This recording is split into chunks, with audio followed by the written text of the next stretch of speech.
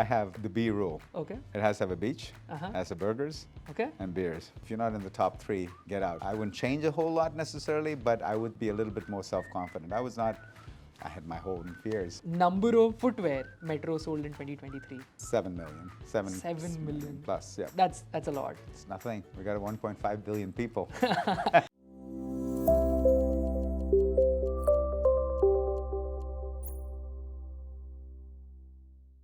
Hello and welcome to the next episode of the Dhanda Insights podcast. We have a very special guest today.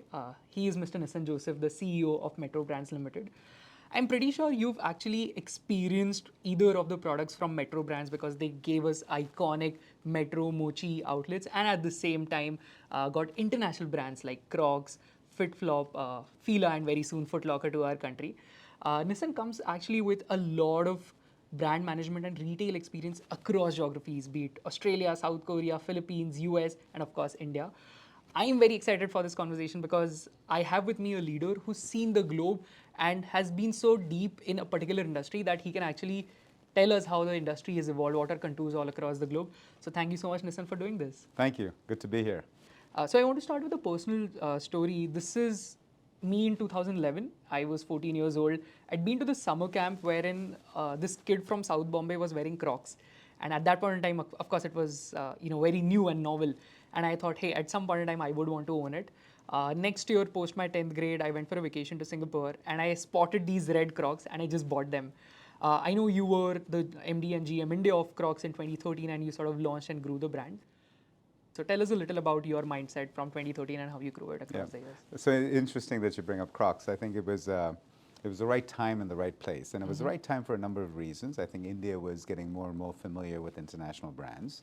And they were taking the cues when they traveled. Not very dissimilar to what you did when you went to Singapore and you saw it there as well.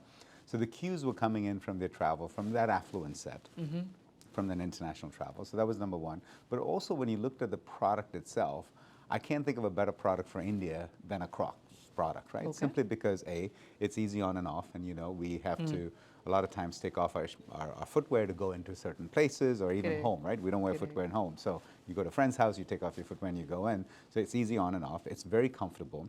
We're a very, very pedestrian country, so we walk a lot and it was well ventilated. But and Indians are great value seekers, right? So when you look at the value of a Crocs, the darn thing lasts forever, which is almost not a good thing, right? And then they're easy to clean, and they don't get damaged by water. And if you're a very pedestrian country in multiple temperature settings and moisture settings, there's no better option than Crocs. So from that standpoint, the timing was right, as India was getting more aware and affluent. But on the flip side too, we had to get the distribution right. Because when certain distributors have financial problems, they will generate cash by putting their products on sales, which is not unusual. And we were able to achieve that because one of the things we did when I came to India was to go fewer, bigger, better. Fewer distributors, but bigger ones and better ones than we had in the past, So, and that's where Metro came into play actually, right? So we looked at consolidating our stores and, I did not know a better retailer in India at that point. And I'd met a lot of them, right? Because a lot of them were carrying Crocs. Did not know a better retailer at that point in time than Metro in their operational rigor, their financial discipline, and they were very serious about doing retail business. So it was a natural choice. The hardest part was actually convincing Rafiq to take on Crocs because, up to that point, Metro only had their own brands. So it was Metro, Mochi, and Walkway at that point. And so that was the hardest part, was to convince him that he should take on an international brand. He should take on a monobrand concept because we never had a monobrand concept. So there were two new concepts to the business to overcome. But when we look back at it, it's been a very, very good journey. And I'd say that from both sides of the table. When I was on the Crocs side, I know Crocs is very happy with what we're doing. And on this side of the table, we're very happy that we have Crocs in our portfolio. Oh, interesting. So it was a win-win in that case, Correct. right? But I have a question. I mean, all the facts that you mentioned, today I can relate to it about Crocs, right? I mean, we need to take it off like either at somebody else's house that we visit or say temples or like, we just need to take it off. The variation, the temperature, just ventilation. But a question for you is, are these post-facto realizations after events happened or did you know about it earlier and these were the insights why you felt Crocs was at the right place, right time? Yeah, so we saw consumers actually when I said it was indestructible. You know, what we saw was you'd buy it for your kid, and then you'd pass it on to your nephew, and then it'd come back to your second kid. You know, I mean, so we saw this product lasting, and there was actually also saying that among university students, that if you go to university, buy a Croc flip in the first year, and in first year it'll last you through all of college, right? As opposed to going through 10 chapels. So people started seeing that value, and I don't think it was just the value alone, and I don't think it was post positioning. As you went into setting up the brand and said, you know, what are the attributes that we want to push out there? What are the things we want to stand for? Those things started coming to life, and color was one of them as well. By the way, you know, we launched a sandal back then called the Huarache sandal, and it was 3,500 rupees. And I remember the distributor group looking at us, going, you know, you're not going to sell this. Nobody's going to buy this, and it blew out. Wow. Because the consumer likes to see freshness, the consumer likes to see color, the consumer likes to see value. So though it was 3,500, the consumer saw value to it because they knew it was a dependable pair of footwear. And it's going to last. Exactly, like I remember the transition where, you know, like from the covered, you know, Crocs, people moved to like the flip-flops, which were like, you know, just... Correct. Yeah, Correct. Interesting. Yeah. How do international brands look at India? And as an extension to it, let me take a step back. You've been in the footwear retail business across geographies, right? Like US, Australia, Philippines, South Korea. How are these markets different from India, right? Perhaps if you can share like one or two insights from these markets. Wow, I think all those markets are quite different, right? So the US tends to be a very embryonic market where the brand is actually grown there. The corporate office is usually based in US and Europe, right? You see a lot of that. So they have a lot of control over where the brand goes. They have a lot of discipline. They have a lot of velocity. They have a lot of excitement about building their brand, right? As and when you start leaving that geography and you go to other geographies, you know, the need to find partners becomes critically important, right? And partners at multiple levels. You may have a subsidiary office in that country. You may not have a subsidiary office, right? And if you don't have a subsidiary office, it's all the more important to have the absolute right partner over there, right? And then the other thing too that I think the good brands, when they grow internationally, the good brands will tell you, grow the brand meaningfully and dutifully, right? Whereas other brands will just say, well, why can't you open 100 stores the first year, right? And they just want the revenue. And those are the brands that always have a hard time in the long run sustaining it, right? But from the consumer standpoint, you know, I would say, and I would say that outside of US and Europe, the rest of the world pretty much follows that, right? I mean, when I say I'm keeping China and Japan out of it, and Korea a little bit out of it, right? I'm talking of Southeast Asia and India and this entire belt here. The influence of the West. Then they get the influences from the West. And what we find is 11 years ago, 10 years ago, that influence was there with the time lag. And there's still a little bit of a time lag, but that time lag is getting compressed because of social media and connectedness of the consumer. So that's happening as well. And I think brands now feel a lot of pressure to say, when you launch a brand and you get some critical velocity, you quickly have to look at Southeast Asia as an option and say, how do I then penetrate the market? And don't forget, you know, a large part of the population of the world resides in this. I mean, the first most populous country in the world and the fourth most are in Southeast Asia, India and Indonesia, right? So right there between the two of us, we garner a lot of population density, not to talk about the Thailands of the world and the Philippines and so on and so forth. So they need to come up with an Asia strategy very quickly. Got it. And because the consumer is going to get there very quickly as well. So that's what we're finding. So that's the brand journey in a nutshell across. You just got to figure out when you go to a country where in that brand journey they are. You know, are they a lead? Korea tends to be a little bit more of a lead. You know, when it comes to fashion and brands and things like that. In fact, there's multiple brands in Korea that you've never heard of because there are a lot of outdoor brands as well. Right? Japan has its own style influence and style cues that it follows, which is also then permeates outward. But the rest of the market are typically not dependent on their homegrown brands for their wear that is not relevant to it. So, you know, ethnic wear, obviously we're going to look at Indian brands, but the non-ethnic wear, you are going to look at external brands. So you need to understand where that country is in that journey. And in certain categories, it's not a broad statement. It's not like, oh, they're here. You know, in ethnic wear, for example, in India, we're miles ahead, right, of anybody else. Philippines, for example, is miles ahead of anybody in Southeast Asia for basketball shoes. Yeah, and that sounds as a surprise to people, but you got to pick up on these cues and say, okay, and so Philippines is much more of a basketball culture. On the converse, here, we're not a basketball culture at all. We're more of a cricket culture. We're more of a soccer culture, right? So you got to understand, it's not just one footwear you're doing, it's a footwear wardrobe. And in that wardrobe, where are people on that journey, right? You mentioned about a lot of these insights, right, from different markets, like Philippines is more of a basketball culture and things like these. How do you stay on top of consumer insights, right? Like, how do you discover the truth behind what consumers are looking for at your level, given, like, you have a pan-India, presence, you have so many employees who perhaps have, like, very specific functional roles, but how does it roll up to the top, and how do you know these are the truths that I'm seeking for, and how do you get them? Yeah, so a lot of it has to do with the data you already have, right? And your data speaks volumes if you are able to go through it, right? Which is why I think all the AI tools that we see coming in today are a big help, because it's hard to go through all that data yourself, right? Data is great, but unless it becomes information, it's just garbage, it's just a bunch of numbers, right? But the data often tells you which way to point, right? And at Metro, we test a lot of different products constantly. Okay. Yeah, I would say every 2 weeks we're putting out and testing new products out there, right? And we have a test module that says these are the stores we test in. What that gives you is a range of geographies that you're covering. It gives you a range of tiering of cities that you're covering, and socioeconomic factors.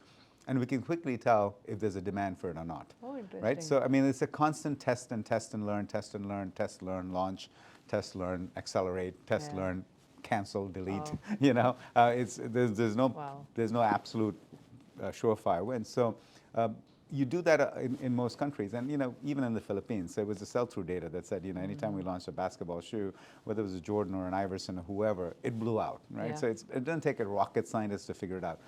What's advantages that I find helpful is I know where that customer is then going to gravitate to next, because I've seen that happen in other markets, right? So the US was on basketball many years ago, right? We saw them, it became part of fashion culture, it became part of street culture. And now I bet you a vast portion of the basketball shoes sold in the US do not see a basketball court. Yeah. Same with the Jordans. There's a higher percentage of Jordans that have never seen a basketball court, right? That's just the way it evolves, because it becomes part of street culture, right? So you can see the next evolution when there is something that kicks in and becomes big, right? In India, with an older demographic, when I say older, I don't mean old, just older. Let's not offend anybody. Walking is a big thing. Right? So, I mean, Indians are walkers, right? They walk in the morning, they walk after dinner, they walk to work, right? So walking is a big part of the culture. So walking shoes here are a big deal. And, there are brands that have identified that as an opportunity and have capitalized on it. What we're seeing now is running is coming in. And as I speak to this, one of the things that's beautiful about India is I think our core ethnic lines will continue for a while, although they'll evolve, right? We're seeing more and more women wearing athletic shoes with embezzlements and with embellishments for weddings, so they can dance, right? Correct. So that will evolve. But fundamentally, there is an occasion where for wedding, we still are a little bit more black and brown in our office wear than most nations are, but that's changing to an athletic shoe that's triple black. Because people, and the reason they're shifting is it's about comfort. I don't have to be uncomfortable anymore. And while we do make great dress shoes that are not uncomfortable at all and quite comfortable, it's hard to beat the comfort of an athletic shoe, right? So you can see where the journey is in India. So it's not, there's a lot of cues that you get for customer insights if you're constantly looking. And, we talk to our store managers quite frequently. I travel markets a lot, and I see what we're doing, what our competition's doing. So it's just a constant looking for data. And inputs, right? So you actively seek out these data points. Correct. Have to, And what you mentioned was also, I mean, my personal opinion has been that Singapore is a carefully planned experiment at scale, right? I mean, everything about that is like, good behavior is incentivized, bad behavior is disincentivized. What you also mentioned was, say, test, launch, accelerate, test, launch, cancel, right? I believe what you have, given the pan-India presence, I believe you have close to 800 stores in about 180 cities in India. And we're also seeing these inflection points of, aspiration, disposable income coming in India, right? So from your vantage point of looking at a necessary product, footwear is necessary, right? How is the India growth story playing out for you? Yeah. I think the beautiful part is, aspirations are personal, right?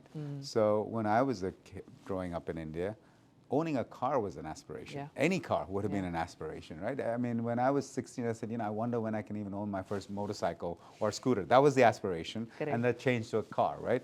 And then, of course, we know there's some wealthy that, can I get my second Mercedes-Benz or whatever the case may be, right? So the aspirations are not necessarily, I wouldn't call aspirational product a price point product. I would call it, who are you catering to? And can you make that experience aspirational for that customer? So if I go to buy a car, can you give me an experience that delights me? Regardless of the fact that I'm not buying a luxury car or one of the premium imported cars. It might be just a good domestic car, but I go through that experience and I feel like, that was a nice experience. It was worth the investment I made, right? So Metro is about those experiences. We try to make sure that the service level in stores that we have, our associates are incentivized heavily to give that customer that experience that they waited on hand and foot.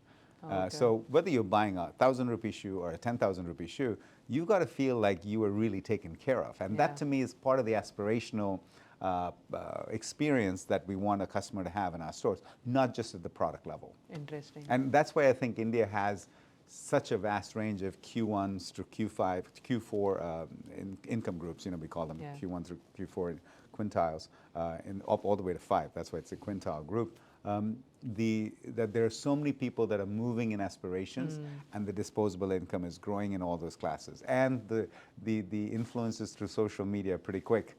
So I think we're going to see India get more and more homogenous. From being 26 different countries almost today, it's going to get more and more homogenous in a lot of shoe categories. Interesting. And what would top categories like those would be? Well, athletics are definitely going to be because it is a new category. There's not like precedence. There's not there's not a history and a legacy that they come from. But even ethnic wear, I think, is going to have a lot more homogenized look and feel to it in the core line. There's often of course, there are going to be the Mojeries and stuff like that that go north and south of it. But in essence, it's going to be just basically the same, more and more the same. Got it. Okay, a personal takeaway for me from this is aspiration is not necessarily like a price point or a product line that you're catering to, but more about the experience or the delight that you get from it. I think very interesting, and thanks for that takeaway and insight for us. Incidentally, in the next few months in July, I believe you'll complete 3 years with the group, right? And also, since you joined, there was, the company got listed. I'm pretty sure there were a lot of changes. You mentioned about the amount of data that you sort of scan through to actually bubble up consumer insights. If you were to reflect on the past 3 years, what do you think has changed for the group and for the better, of course? Yeah, I think just from the very top point of view, right? When I came, we had roughly about 500 stores, and we often talked about it internally. It's taken us 50 years roughly to get to 500 stores. What do we want to do in the next 5, right? And when you look at the opportunity in India, you look and say, wow, it's very possible in 5 years we could open 500 stores. Really? Which is, well, we've guided to 100 stores every year. Yeah, so I'm not telling you anything that I'm not guiding to or is not in the public domain, right? So we came in around 500, we're at 800 stores today. That mathematically is a 50 to 60% growth rate, right? In 3 years. So that right there is actually means a lot of things had to happen before that's able to be done, right? So it is about making sure that we have the pillars of growth established. So you need strong merchandise teams as you start to grow. You need technology to make sure that you're able to get data from 800 locations into one, and it starts to be meaningful. And the other complexity we have is we have 9 different banners, right? Yeah. Fila, FitFlop, Mochi, Metro, Walkway, Crocs. And so it's not like you can take 900 of the same store and filter them down. You got to take them into 9 different buckets. Some of those buckets having 300 stores, some of those buckets having 7 stores like FitFlop, right? So it is a very different business. It's a very complex business from that standpoint. But I also think when you look to the future of India and you see the growth potential, I'm glad we have all those banners because that will become critical for our growth levers as we go forward. So it's really about getting the structure in place to do all of those things. It's also, when you open up that many stores, you're going to be making a few more mistakes than you did when you're only opening up 10 stores or 15 stores, right? And to ensure that those mistakes, you learn from them quickly and they don't, stop you from growing and scare you from growth. Yeah. So it's also a cultural mindset to say, growth is going to happen, but it's also going to come with some numbers that we Yeah. don't like, that we got to quickly figure out what that means. That was the other thing. The other part was, do we have a network that can support that kind of growth? I mean, when you're opening 100 stores a year and you're remodeling another 20 Yeah. or 30 stores or even more, sometimes we're remodeling 50 stores a year. Oh, wow. On any given week, you could have 5 stores undergoing nail and hammer. Yeah. On any given week, Yeah. right? Sometimes even might even in a month you could have 25 to 40 stores Oh, wow. being built or remodeled and things. So you need a lot of great processes in Yeah. place to ensure that happens. You need a lot of great people in place. You need to have a lot of great supplier teams in place, whether they're construction teams or they're Correct. shoe manufacturing teams. You need to have a lot of support systems all established. So we had to identify what are the critical things, and we had to put them into place, right? And it's been a journey, and unfortunately, as we grow, we need to continue to do more and Yeah. more of those. It's not one of those done and dusted Yeah, things, we're one and there. done, yeah. It's not done and dusted. You've got to keep working on improving it. And if you get a car, and a good analogy I use is, here's a car called Metro, right? So it's running at 40 kilometers an hour.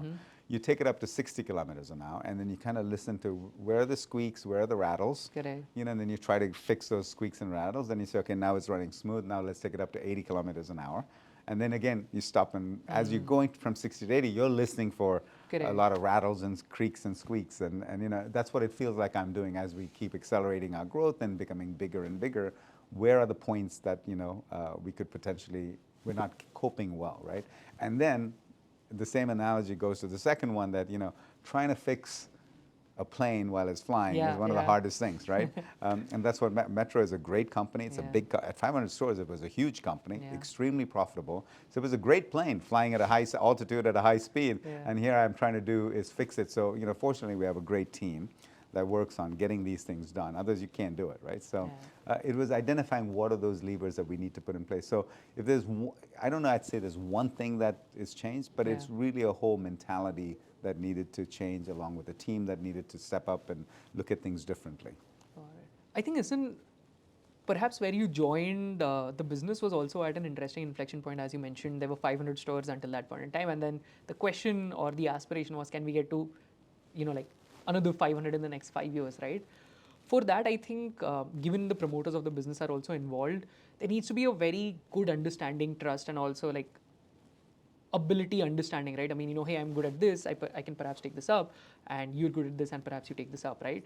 The reason I ask this is because the CEO of Dabur, who I interviewed a while ago, he mentioned that the promoters weren't really involved in the business. They were hands-off, so he had, of course, like the operational flexibility, but at the same time, in Metro's case, I believe the promoters are still involved, right? So how does that partnership play out? So, I've heard horror stories about working with promoters and things like that. And I was very acutely aware of that when I came in. But, before I came in, I had a lot of deep respect for the family. So that helped a lot. Because of your relation while running Crocs. Running Crocs, and I understood what they were like and what their mentality was. And they always impressed me from how operationally involved they were. They cared about the business. This just wasn't something they wanted to own for the sake of owning it. This was their baby, right? And I respected that. And then also the integrity levels. I was amazed by, and as you know, in some cultures, in some countries, dealing with people with integrity is a little bit harder to find than others. So the integrity level that I saw from the family was immense. And, we could shake hands on a lot of things and just get it done, as opposed to having to go through contracts or pulling out things. So I had a lot of that good vibe about it. But I got to tell you, I feel very fortunate, because to me, they're like an extension of the CEO office, right? There's not this, do they override your, I get asked this a lot. Do they override your decisions? Who makes the decisions? I don't think that it's a decision, it's a thought process. All of the things we do are thought processes, right? So we'll start talking about it. I will have my point of view. They will have an experience. They will also be able to give me, is our company going to be able to digest whatever we're talking about? And so to me, it's a very, very cohesively, symbiotically, in a discussion manner. And you know what? There's times I've gone in and presented something one way, and got sign off on it, and gone in 2 weeks later to say, you know what? I had another think about it. I'm not convinced I should do it.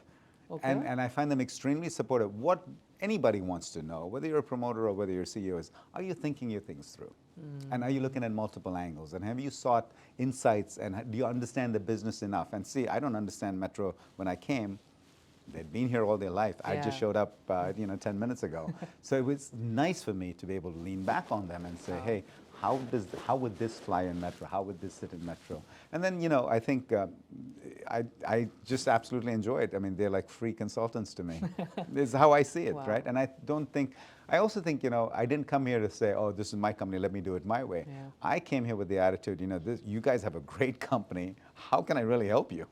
How do you make great awesome, right? Yeah. And so that's a journey that we take together. So at the very top line, strategic decisions is where we have a lot of this discussion. The operational day-to-day stuff, they really don't get involved in. Wow. Yeah. I think that's the right place to be in, right? Wherein people who've actually perhaps started the business, scaled it to a certain level, are people you can lean back on, but at the same time you have the ability to drive it a certain way and then grow it to the next level together. Correct. And I think they bring things to the table that I will never have, and I bring things to the table that they value. Yeah. So it's a great relationship, and I'm very fortunate. And I know it could have been a nightmare, and I've heard of it being nightmares for in different organizations. But and I'm not so sure that because it's that they would. It would be easy for every CEO either.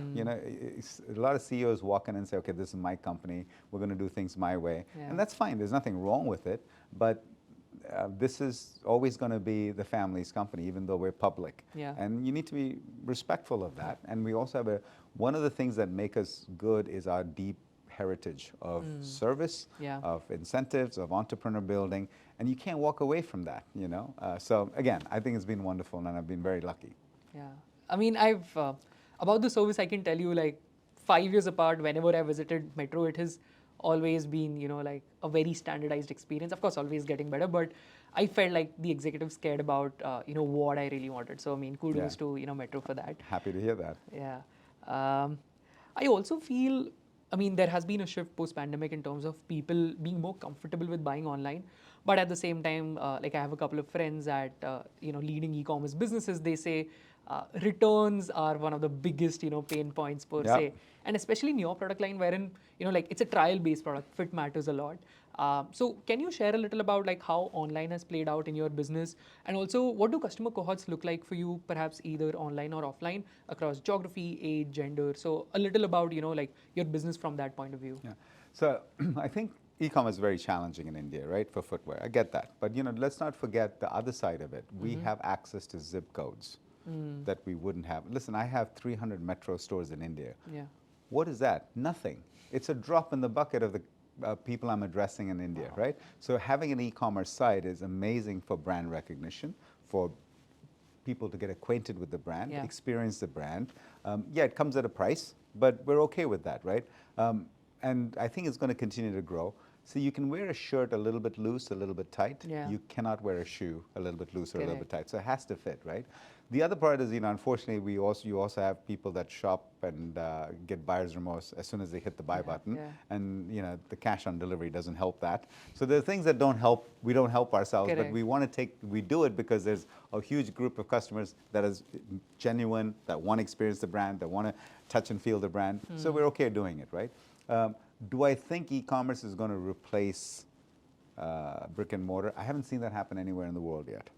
Okay. It hasn't replaced it, right? On the contrary, I see e-commerce as an opportunity for brands to really grow and penetrate markets, right?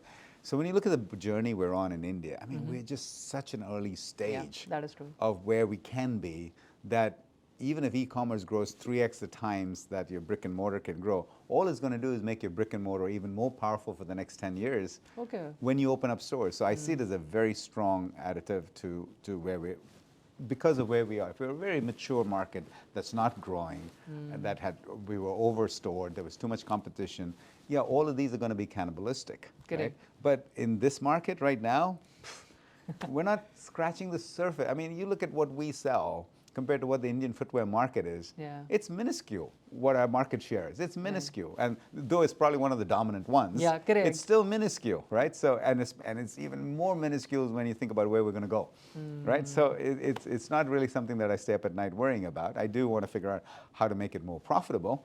Correct, the yeah. e-commerce channel, because it isn't. But in a way, I'm glad it isn't. It's not an easy game to fix, because that justifies and validates my brick and mortar stores. And customers also want to see a shoe. I mean, I have seen products online, and when I get them, they look nothing like it, right? Yeah. And I've seen shoes online that they're selling for $1,000, and I go, how do they do this for $1,000? And by the way, part of customer insights, I buy these shoes. Oh, okay. Yeah, I'll buy them to say, how are you doing it at 1,000 rupees? I get it and I touch it and I go, I see how you're doing it. The It's quality not good. may not be. Yeah. That's exactly right. So, online has a huge amount of opportunities for us to put ourselves as a brand. Having said all that, today it's only around roughly about 10% of our business. Oh, okay. So it's not like it's 40%. Correct. And even when I look at a lot of strong retailers, it's not a significant part of their business. It gets to about 10-15% of their business.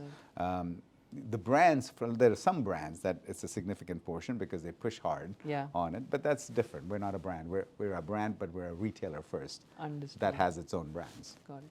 So would you say, I mean, this 10 to 15% mark, perhaps because, most people when running online e-commerce businesses are losing money, because this 10 to 15% is not as significant as your existing business, you're still willing to invest in this channel because it has other spillover effects like, newer geographies, newer people getting aware, and that brand awareness and, just tasting the brand in some sense? More than just that. We distort investments into e-commerce for two reasons. All the reasons that you said, but also the biggest reason is we believe more and more of our customers are starting their journey digitally.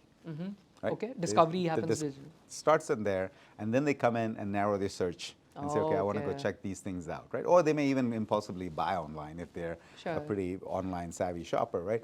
We believe that as we progress through time, a huge portion of our customers are starting the journey digitally, or they're getting their cues digitally, right? So let's say I saw you wearing a pair of shoes. I go, oh, wonder where you got those. Then I go look and see, oh, where did you get those? Or I type in what I think. Do you have those attribution data points to say that perhaps this is where the discovery started? Say well, it just depends, whether you're logged in or not, and whether if there's a click-through, then we have that attribution. Correct. If there's no click-through, we don't have that attribution. If you saw somebody wearing a Metro shoe, how are you to know? Yeah. And then you typed in Metro shoes to see what we had, I don't know where it came from, right? Correct, So, it's just common knowledge. But yeah, we try to understand that whole journey, we do understand that the whole journey for a customer is going to be more and more digitally involved. Not necessarily buying online, but they're going to be very digitally tuned in. So we want to make sure that we are there in full force, with all the investments we need to make. Interesting. I just want to perhaps shift gears a little, and this is a question closer to my heart. Okay. I mean, I've been to the US twice, and like Foot Locker is something that I've really been looking up to. To your credit, great strategy. Primarily because I see a lot of like Gen Z folks getting into the sneaker culture, right? Like Air Jordans became a rage, and then now newer brands are launching. Comet is one of them. Tell us a little about, how did you think through about this partnership, and what are your plans with growth when it comes to Foot Locker? So it starts off with us understanding that the athletic industry in India is going to absolutely go through a huge growth, exponential growth in the next few years for a number of reasons, right? One is we're getting more athletic, we're getting more comfort oriented, and we're getting to where we can afford a lot of that type of footwear, right? So that was number one, and that's why you saw us foray and get Fila, about a year and a half ago, because we knew that was coming. So then we said, how do we then own the space at the retail market, right? Of course, we could have done it ourselves to a certain degree, but Foot Locker has product that's exclusive to them. I don't know, many people don't realize that, 20 to 25% of everything sold at a Foot Locker is made exclusively for Foot Locker globally. Oh, wow. Yeah, and there's even a Crocs range, for example, that is sold only in Foot Locker. I didn't know and even me with 225 Crocs stores doesn't have access to it. Wow. So it's going to allow us to bring a certain level of product that we cannot get otherwise. Yeah. And the striper culture, the employees of Foot Locker, that whole culture is totally amazing, and I've respected it for many, many years. So we thought, if we're going to do this, we're going to do it with a best-in-class operator. And there's nobody in the world that, in my mind, is better than Foot Locker. Yeah. So we actively pursued it, and the timing was right. I think they were looking at also expanding it into India at the same time. And this is what luck needs to happen a little bit, right? Yeah. I mean, your planets need to line up for things to happen. I can't make everything happen. I need a little bit of luck. Yeah. But we got lucky that they were looking at India, and we were a great partner for anybody wanting to do retail. I can't imagine anybody being better in footwear than Metro. Correct. Right. So Correct. that was the other natural thing. And a lot of people don't know this, but we sell 15% of all the shoes we sell in Metro and Mochi is athletic. Oh wow! I And didn't know this, and just with those two stores, there's a couple of athletic well-known brands in India where we're their largest customer. Now we're the largest single customer. Yeah, They may yeah. have their own stores, but they're all Correct. multiple franchisees and things. We're not the largest channel. We're the largest customer, individual wow. customer. Yeah, so we're already playing in the space. We said, we need to do more in this space, and that's the other reason. And the third reason was, there's not a strong multi-brand athletic player in India, right? And so we said there wasn't. So you go through this filter and say we want a strong athletic multi-brand filter. Correct. Who's the best in class? How soon can we bring them into India? And all those three things lined up exclusively for Foot Locker, and we're very excited. We think they're going to be a great addition for India. Yeah. And I couldn't be more excited because of the striper culture, the service culture, who they consider themselves. They also share one thing in common with Metro. They put a lot of emphasis on the store associate, like we do. Nice. Yeah, it's just not about the product and who cares about the associates? It's all about the striper in the store. The striped uniform shirt. But they call them the stripers, the employees. Yep. Interesting. I think you mentioned got lucky, but I feel luck favors prepared minds, and I believe Metro has taken the pains of actually building the distribution channel and having a strong customer base, which of course you're reaping benefits and gives you the advantage to leverage that distribution for international brands to come in. Yeah, how lucky am I that Rafiq did all the work, so we can come in and accelerate it. But you're right, it's not overnight. Metro is not an overnight success, and we're not looking to create an overnight success tomorrow either. So the next obvious question that usually comes up is, so what do you want to do with Foot Locker? Listen, we think the Foot Locker contract is a multi-decade contract, and we're going to grow Foot Locker. Obviously, we're going to be in all the metro cities at some point. We're going to probably even go to some tier 1 cities as we start to mature. Tier 1 cities are going to act like metro cities for that customer that buys in that sneaker space, right? So we just see a lot of upside for Foot Locker as we go forward. Wow, interesting. What that also does is, given you mentioned about Foot Locker, Fila, and a couple of other brands, and you also have your in-house brands like Metro, Mochi, Walkway, how do multi-brand synergies work out in your case, right? At times, I believe it can be a little competitive, like one brand competing with the other. So how do you, as a parent, say if you have multiple kids, how do you ensure each kid grows, and how do you think about portfolio growth from that? Yeah, so let me address that in two ways. So one is we're not a brand hogging operation. We start off with what does the customer want? First question. The second question is, are we servicing them adequately with our Metro Mochi stores? And if the answer is no, then what do we need to do to service them? Crocs is a great example, right? There's no product like Crocs. So before I even came to Crocs in India back in 2013, Metro started carrying Crocs, knowing that there's nothing like Crocs in India, right? And then, are we servicing them well enough? Yes, but can we service them better? Yes, we could if we open up Crocs stores. Right? So that's the journey we go through on the customer side of things. On the inside side of things, all of these businesses are standalone business units with their own P&L statements, their own budgets, their own targets, and that's something we measure every day. So yeah, for me, it is like running 9 different businesses, albeit at different levels of scale. And that makes it a little bit harder. I wish I had just one business to run. But it also gives us an opportunity for growth because each of them have identified their opportunities and levers for growth over the next 5 years. And I think we would definitely be able to be bigger with them than without them. So in the long term, it's the right thing to do for Metro. All right. But how do the synergies play out between brands if these are standalone businesses? Yeah. So what is not standalone is the shared services, right? So in shared services, we have HR, legal, finance, accounting, IT, and that's how we leverage the scale side of it, right? So those aren't shared services, but anything that's customer facing, because customer is king and queen in our stores, is segregated by SBU. So the merchandisers, the area managers, the ops team, all of those are independent standalone business units. Because if they touch a customer, I want them to do nothing but eat, breathe, think about their customer all day long. So would you say say new product development or say vendors, the entire supply chain, are these integrated or are these independent? I don't understand what you mean by integrated, but I'll take a stab at answering what I think you're Perhaps asking. I could clarify in terms of, say, does a Metro, the supply chain that Metro has in terms of vendors, factories and like new product development, are those leveraged by some other brand? Sure, sure. I mean, a lot of our vendors are make for Common. multiple retailers in India. The technologies we use, they're not homegrown. SAP, Yeah. the ETP that we use for the retail POS systems. Correct. None of this is homegrown, right? So yeah, our vendor base is a shared vendor base with everybody, both internally and externally. Having said that, though, don't forget, I cannot make Crocs shoes. Yeah. I have to buy it from Crocs. I Yeah. cannot make FitFlop shoes. I have to buy it from FitFlop. Feel I can make myself. So it just depends, on the brand, on where we are. Metro, it's 100% me, right? Yeah. But we're very clear about not getting into manufacturing as well. We want to be the best retail operation in Got India, it. and that's what we want to focus on. And I also know that there's a small company called Nike that doesn't own any manufacturing. So why would I? And they get away with it. So Yeah. I think we can get away with it too. Interesting. So, Nissan, this has been like, the section around like long form questions wherein we wanted to dive deeper. I do have a shorter section which is about rapid fire, and it has to be rapid, okay? So I'm going to ask you very simple questions. Can I but- skip? Can I skip some questions?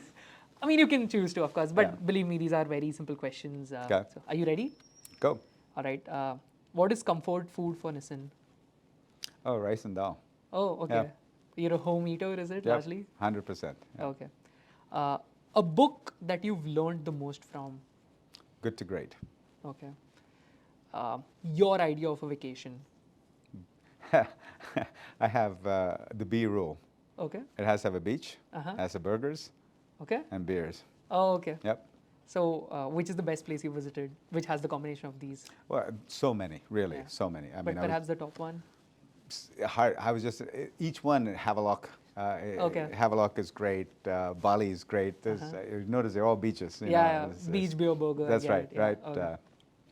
Got it. This one is tricky. Which is your favorite shoe brand? I like Metro. I'm sorry. I like Metro, but I really like Chimo. Okay. Which is not. I can't get to wear it, but it's because it's handmade and Oh. everyone is individual, and it's just both purses and women's shoes, and I just think it's beautiful artisan work. Okay. Which country does it originate Ours. from? It's our brand. Really? Yeah, Chimo's our brand. Oh, yeah. I didn't know Yeah, this. Yep. And why don't you get to wear it though? It's female Oh, my and it's bad. handbags. Okay. Yeah. But you really like the make of it. The concept. I mean, I think it's Yeah. a very authentic brand for Ah. India, right? So Interesting. A business leader you look up to? Rafiq is one that's Yeah. living, right? Yeah. I think Jack Walsh for his time, though people have been quite negative about Yeah. him, but some of his foundational, fundamental businesses, concepts, if you're not in the top three, get out, right? I think Yeah. it translates to if you're not going to do something meaningful, Then might as well not. might do as it. well don't do it, right? Yeah. I mean, there are translations to it, though he was called Neutron Jack, I think, at one point, but that's him. But go ahead. Got it. Nissan's most prized possession? My family. Okay. Yeah. If you had the chance to just, speak to your 20-year-old self, sort of go back in time and have a 5-minute conversation, what do you think you would have it about? Chill, dude. It's gonna be all right. I was just too frantic. Okay. I got to get this done. I got to do it. I got to do it. And I think I would have gotten here, and I don't think it helped accelerate necessarily. I think Okay. it might have actually created some friction along the way because I was in too much of a hurry. I don't know. I wouldn't change a whole lot necessarily, but I would be a little bit more self-confident. I had my own fears at 20. Okay. So Number of footwear Metro sold in 2023, like a ballpark. 23. Yeah, like a year. 7 million. 7 million. plus, yep. Oh wow. Yeah. That's a lot. It's nothing. We got 1.5 billion people. Well, fair enough, but largely the market is unorganized, right? So from that Yeah, point of view. correct. Yeah. A hobby or a passion about Nissan that is lesser known? Tennis. Okay, so you. Huge tennis fan. Yeah. I didn't say I was good at it. I just said I'm a huge Sure. fan. In fact, I live at an apartment complex only because it has an indoor tennis court. Oh wow. That's okay. how I chose it. It Okay. had nothing to do with where the office is or where the apartment is. It's Got like, it. it's got an indoor court in Mumbai with Yeah, the that's a monsoon. This is luxury, where I'm yeah. going. So I play almost 4 times a week. Oh, that's Yeah. very nice. And have you watched any like Australian Opens or like Wimbledon? All of them. But now with YouTube, you can see the highlights. You can see a Correct, yeah. whole 2-hour match Yeah, in in few 17 minutes, minutes. yeah. You know, Yeah, you see yeah. all the good points. So, but I do, and my goal is to end up going to a Grand Slam event someday. Oh, okay. Yep. Very nice. And I also, by the way, through my research, I read perhaps you were also into performing arts. Is that true? And which one? We don't talk about it much. No, I was. I went to the U.S. to sing and dance with the group. Oh, very Yeah, nice. obviously, I was not very good at that either because I went from showbiz to shoebiz. Right? So, Nice. And the final one, like the biggest superpower Nissan has. tenacity. Okay. And tenacity and waking up at 4:30 in the morning. And how long have you done that? Oh, ever since I was 30. Wow. Yeah, I wake up at 4:30 in the morning, and it's amazing what a bloody. I'm not smarter than most people. I'm not a lot of things than most people. One thing I do is I work harder than most people. And it's not even work harder, it's work smarter, right? Yeah, getting up at 4:30 sounds like a drudge, right? But I get up at 4:30, I get an hour of work in, then I go play tennis at 6, Yeah. right? But that hour of work in just puts you so far ahead, but it also helps you serve your true customers. Who's my customer? All my C-level executives Correct. are my customers. They're not writing emails to me just for them to feel good. They're Yeah. writing emails to me because they want answers, they want decisions, they want help, they want me to know about things, Correct. right? I'm not helping any of them if not reading my emails and answering them and speaking with them. It also allows me through the day not to check my emails. And they all know this too. If they send me something in the day, it's probably not going to get answered, but Until when they next wake up morning, the yeah. next morning, there'll be an answer for it. And Oh, I have a wow. 24-hour rule that says, within 24 hours, I would like to get back to you. I scan it. If you need my answer, if it's not an FYI Correct, yeah. situation, I'll try to get back to you in 24 hours. And they know it, so they work better too. They go, okay, he has not replied, but Yeah. when I wake up, there'll be a response. Oh, wow. And they know when I'm on vacation because they don't, Yeah, of the course, they're not emails gonna don't go. come. Oh, Yeah. okay. Wow. That's a lot of And discipline, by the but way. that's a superpower. I would tell you, if you can get that, waking up at 4:30 or 5 in the morning, it puts you miles ahead of the class. Trust me. Wow. So the 4 a.m. club is real. Is Oh, it? it is real for me at least, and I love it. I wouldn't give up that morning for anything. Yeah, these were largely your questions, Nissan. Good. Yeah. I Great. mean, I hope you had like a good time and also. Yeah, enjoyed no. the It's discussion. I do a few of these also because they sometimes create a little bit of introspection, Yeah. right? And then I'll get out there and I'll run. It's The a business again, fast-moving stream, right? You Correct. just get into that stream and you just go. Yeah. So sometimes I agree to these things just because I know it forces me to step back and think about things. So good, but thank you.